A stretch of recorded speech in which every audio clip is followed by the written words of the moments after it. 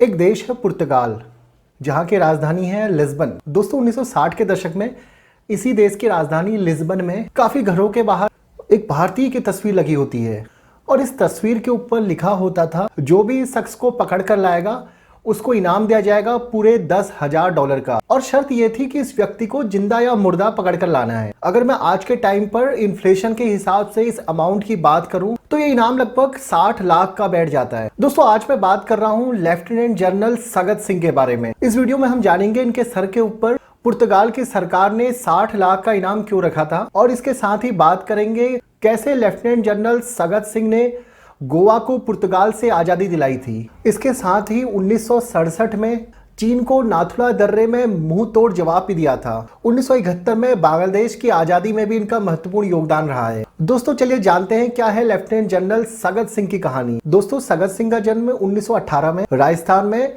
चूरू में हुआ था। साल 1938 में इन्होंने बीकानेर रियासत के लिए फौज में नौकरी करी। कुछ साल ये ईरान में रहे, उसके बाद 1941 में ये सिंध आ गए थे। दोस्तों आजादी के बाद बीकानेर रियासत का भारत में विलय हो गया। सगत सिंह भी भारतीय फौज में शामिल हो गए। 1950 में इन्हें गोरखा रेजिमेंट में कमीशन किया गया। 1960 तक वे 50वीं पैराशूट ब्रिगेड के कमांडर बन चुके थे। दोस्तों आपको जानकर हैरानी होगी, जब ये पैराशूट ब्रिगेड में आए तब इनकी उम्र 40 वर्ष थी, जो कि पैराशूट ब्रिगेड के लिए काफी ज्यादा उम्र मानी जा सकती है। दरअसल तब होता यह था कि पैराशूट ब्रिगेड का कमांडर उसे बनाया जाता था जो पहले से ही पैराट्रूपर होता था, मगर सगत सिंह शुरू से ही राइफल रेजिमेंट का भाग रहे थे। इसका मतलब ये हुआ कि उन्होंने कभी भी पैराट्रूपिंग की कोई भी ट्रेनिंग नहीं ली थी। अब 40 वर्ष की उम्र में इन्होंने सोचा कि मुझे पैराट्रूपर बनना चाहिए। इसके बाद इन्होंने परीक्षा दी और उसमें सफल भी हो गए। इसके बाद बारी आती है सबसे महत्वपूर्ण मिशन को दिए जाने की। दोस्तों 1961 में सगत सिंह को दिल्ली बुलाया जाता है और जिम्मेदारी दी जाती है भारत के सबसे महत्वपूर्ण मिशन की। दोस्तों मिशन का नाम था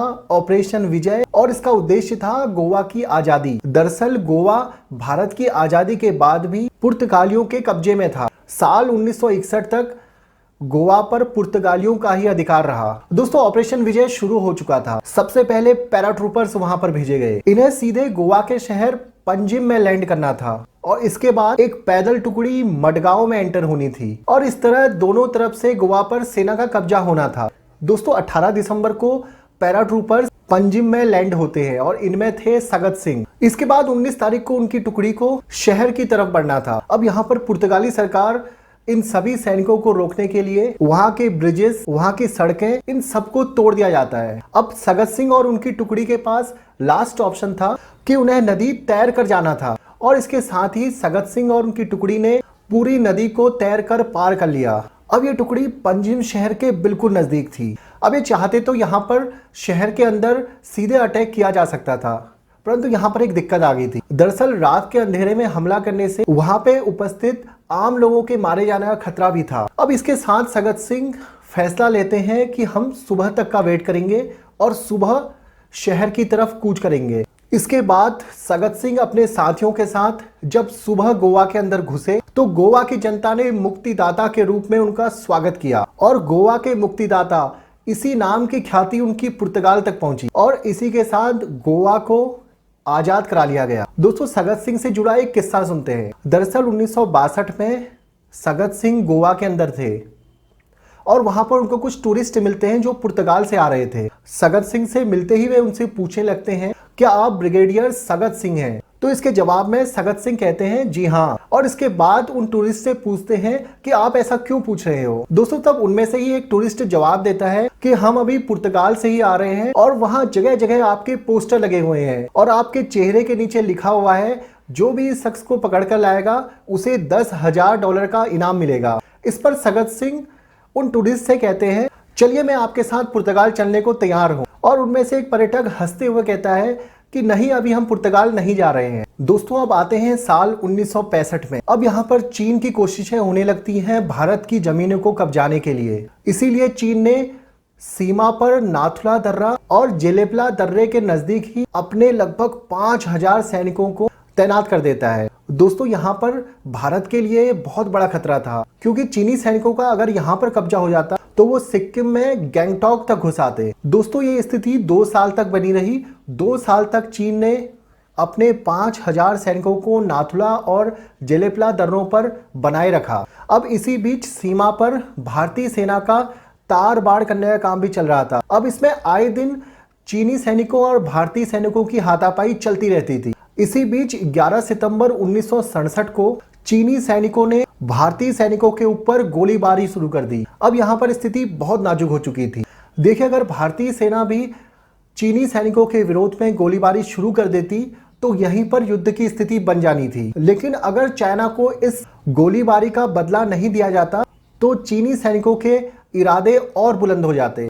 ऐसी स्थिति में सगत सिंह ने पूरी जिम्मेदारी लेते हुए भारतीय सेना को वापस गोलीबारी करने का फरमान दे दिया और लगभग 400 चीनी सैनिक इस पूरी गोलीबारी में मारे गए। और दोस्तों, ये वो दिन था जब से चीनी सैनिकों ने फिर से नाथुला दर्रे से घुसपैठ करने की कभी कोशिश नहीं की। चाइनीज को फिर 67 में खुजली मुंह नाथुला में बड़ी जोर से उनको खाज हुई और चाइनीज ने बोला कि नहीं यार, अब तो हमें कुछ ना कुछ करना है, इंडिया को दोबारा।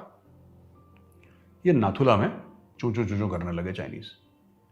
नाथुला के पीछे ना चाइनीज टेरिटरी में बाजार था, वहां पे घूम रहे थे चाइनीज सोल्जर्स, मस्ती कर रहा हूँ शाम को, लंकेटिंग, अब लंकेटिंग कहते हैं ना बनारस में, वो लंकेटिंग कर रहे थे पहले वहां पे। अब ये कर रहे थे लंकेटिंग वहां पे। यहां पे जो कोर कमांडर था ही वो जनरल सगत। तो जनरल सगत सिंह ने अपने तोप खाने को आर्टिलरी को बोला फायर। वो जो बाजार में घूम रहे थे ना चाइनीज, कई 100 सोल्जर्स, वो तो आर्टिलरी शेलिंग में ही मर गए, आर्टिलरी शेलिंग में मर गए।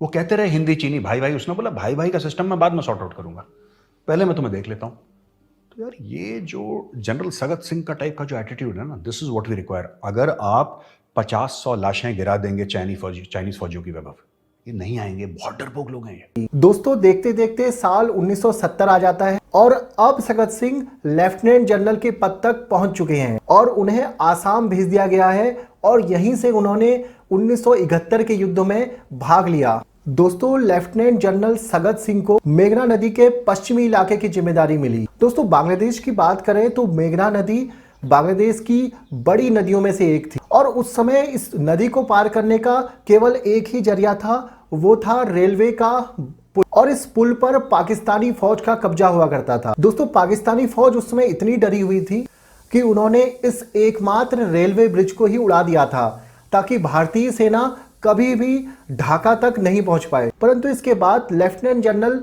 सगत सिंह ने एक युक्ति निकाली। उन्होंने मेजर जनरल गोंजाल्विस के साथ मिलकर सैनिकों को हवाई जहाज के सहारे बांग्लादेश में उतारने का निर्णय लिया। दोस्तों, इसके लिए 9 हेलीकॉप्टरों ने लगभग 60 उड़ानें भरी और लगभग 584 सैनिकों को मेघना नदी के पार उतारा। इसमें सैनिकों के साथ साथ मुक्ति वाहिनी के लड़ाकों को भी नदी के पार उतारा गया। दोस्तों, ये कदम लेफ्टिनेंट जनरल सगत सिंह ने बिना अपने उच्च अधिकारियों से पूछे हुए उठाया था और इस पर उस समय के तत्कालीन जनरल जगजीत सिंह अरोड़ा इतने नाराज हुए, फोन पर चेतावनी देते हुए तुरंत वापस आने को कहा। लेकिन लेफ्टिनेंट जनरल सगत सिंह टस से मस नहीं हुए।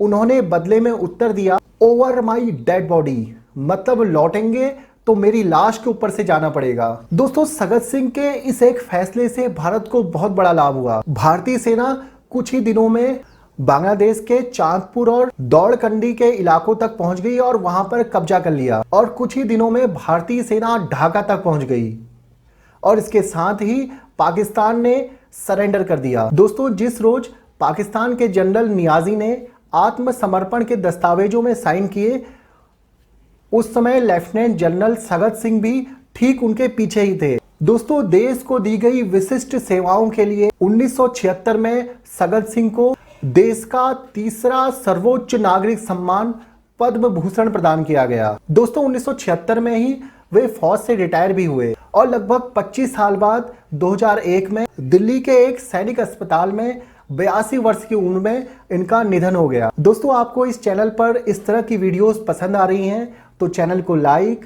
शेयर और सब्सक्राइब जरूर कीजिए। मिलता हूं आपसे नेक्स्ट वीडियो में, तब तक अपना ख्याल रखिए। धन्यवाद।